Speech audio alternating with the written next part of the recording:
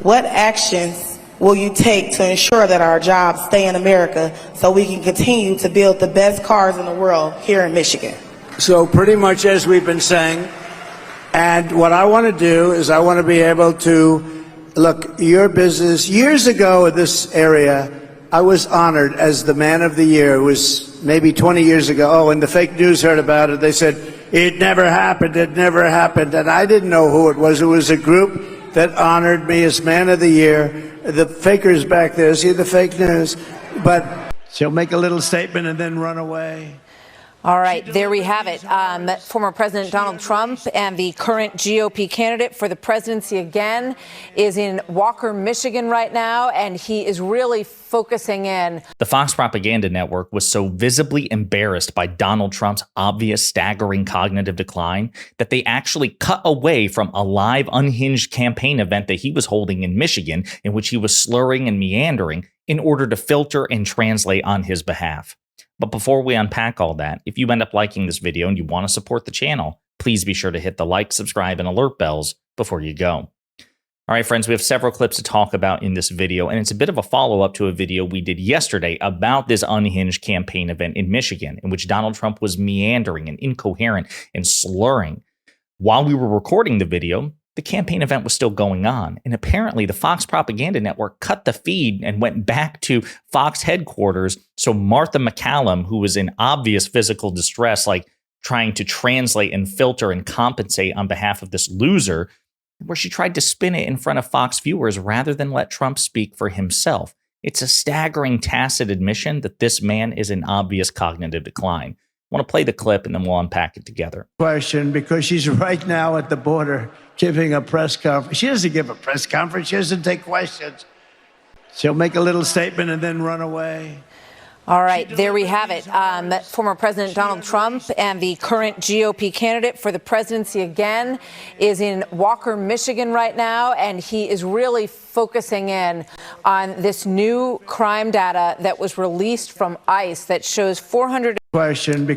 So I want you to see that part again and note the fact that Martha MacCallum, and note that this is Martha MacCallum. That's very important to the next clip I'm about to play. I want you to not only listen to what she has to say, note her delivery, and note the fact that she can't look the camera in the eye, that she's constantly looking away because she's so embarrassed and having to spin and compensate for this moron so dishonestly. And the current GOP candidate for the presidency again is in Walker, Michigan right now, and he is really focusing in on this new crime data that was released from ICE that shows 400. No sustained look into the camera because Martha MacCallum, she is partisan. She is a blatant Trump supporter, not the worst one at Fox by any stretch, but in the bag for Trump. And even she has enough self-awareness and self-dignity to know, oh my God, it's going to be really hard for me to deliver these words and to follow that moron with any degree of credibility and persuasiveness. So while he's ranting about Vice President Harris and her optics, she's like, he's really, he's kind of like he's really focusing in on data. No, he's not focusing. He's taking cheap shots at his opponent. That's why you cut away. He was slurring, he was meandering, he was incoherent. We played several of the clips yesterday of this disastrous rally. And now you feel the need to quote unquote sane-wash, which is a term that's being used to describe what the media, not just right-wing media, but mainstream media, including the New York Times, does for Donald Trump in order to generate this comparable horse race, this false equivalence to suggest that the two candidates are somehow morally, intellectually, ethically, and politically comparable. They have to take all these stupid, incoherent, meandering things that Donald Trump says and feed them through a filter and translate them effectively for the American people, which, by the way, they would never do for President Biden during his worst gaffes, right? They graded him so harshly, they refused to give him the benefit of the doubt. But with Trump, they're obligated to. I'll also point out, again, I said, note that was Martha MacCallum. That's really important because in the days after, actually, it was the very next day after Donald Trump's disastrous debate against the vice president, when he was asked about whether or not he would have a rematch against the vice president on Fox News, a home turf advantage for Trump, and whether or not Brett Baier and Martha MacCallum, that woman, who again, so dishonestly but uncomfortably tried to compensate for Donald Trump, tried to do him a favor, give him a solid. This is what Donald Trump had to say about her and her loyalty and her credibility. Mr. President, I know when we started the interview, you said that you felt that you won the debate last night, your best ever. I think before the debate happened last night, the Kamala Harris people said that they would actually like to do another debate in October. And I know that last night Fox News sent letters to your campaign and her campaign offering 3 dates of debates moderated by Martha and Brett. One is October 9th in Arizona. Well, I wouldn't want to have Martha and Brett. I'd love to have somebody else other than Martha and Brett. I'd love to have, frankly, Sean or Jesse or Laura, somebody else. Let's give other people a shot. But I didn't think Martha and Brett were good last night. I thought Jesse was. So he thinks that Martha MacCallum is unfit to moderate a debate for him, even though she's obviously on his side. She's obviously conservative. She has consistently graded Trump on a curve. But because she didn't recognize his obvious victory against the vice president, but the fact of the matter is the vast majority of Americans who watched the debate didn't recognize that either. They all believe rightly that the vice president kicked his ass. But you see what I'm saying? That's how willing they are to sacrifice whatever journalistic credibility that they claim to have. It's never enough. It's never enough unless you think that Donald Trump is infallible. There is no level of loyalty that he finds sufficient.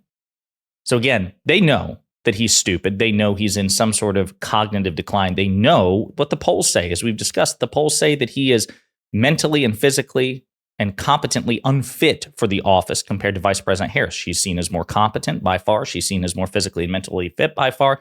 They don't care about that. They only cared about that metric when President Biden was a presumptive Democratic nominee, because as bad as Trump was in the polls unfortunately, and I think unfairly, but it was the reality, graded President Biden even more harshly. But now that the position is effectively flipped, they want no part of it.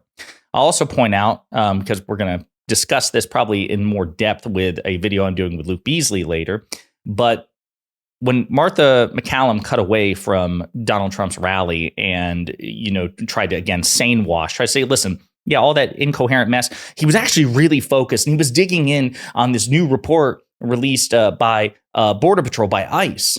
And this is the latest talking point from Republicans. So I just want to point out, and we'll go into vivid detail probably in a different video. There's an ICE report that recently dropped, said more than 13,000 immigrants convicted of homicide here or abroad are living freely in the United States. That's a lot. That is shocking, and people are understandably concerned. But this is just the information. What they don't tell you, or what Fox won't tell you, is that as Republicans and Trump try to insinuate that President Biden and Vice President Harris allowed 13,000 murderers into the United States on their watch, what you actually learn is, according to 2 law enforcement officials familiar with the matter, the data said many of the migrants on the ICE list crossed into the United States under previous administrations. As a matter of fact, specifically the Trump administration. It's not clear when the first migrant of the 13,000 crossed into the U.S. 2 law enforcement officials familiar with the data told NBC News many of the migrants on ICE's non-detained docket, including serious criminals, crossed into the United States under previous administrations, including Donald Trump's.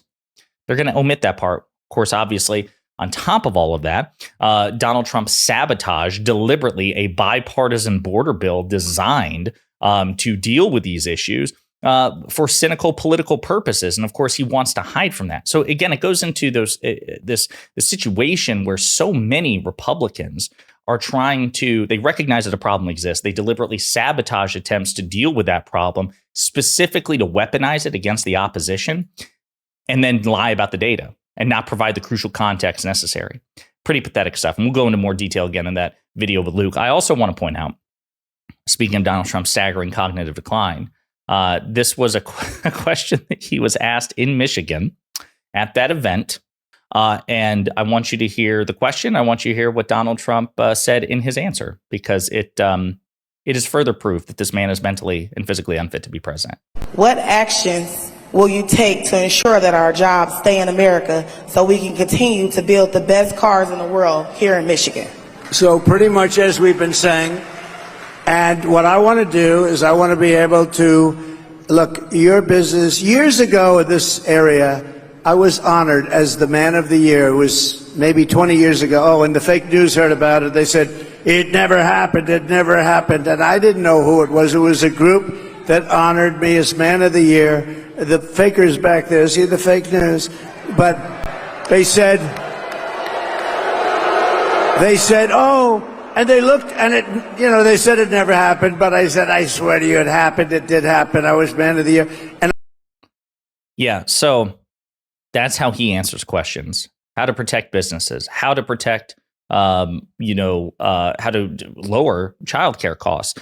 These are questions that he's asked all the time, substantive questions, and asked for details. And he can't give them. He is incapable of giving them. So it's important to point that out anytime that anyone wants to critique the vice president in terms of how she answers questions. It's important to remind conservatives and centrists that they need to hold everybody to the same standard. And if they do, which is the rational, honest thing to do, then unfortunately for them, Donald Trump will lose every time by leagues because he is dumb and he is mentally unfit to be president of the United States, which is why the polls reflect it. So anyway, so embarrassing that even Fox News had to cut away. Let's continue to point it out. Let's continue to rub it in MAGA Republicans' faces, the intellectual inferiority of their candidate. And celebrate the vice president, as right now the momentum clearly has her favored to win the election. That, of course, could change. But in the meantime, let's take these wins as they come across and continue to keep the hype up and point out the obvious flaws of our opponents. In the meantime, let me know what you think in the comments.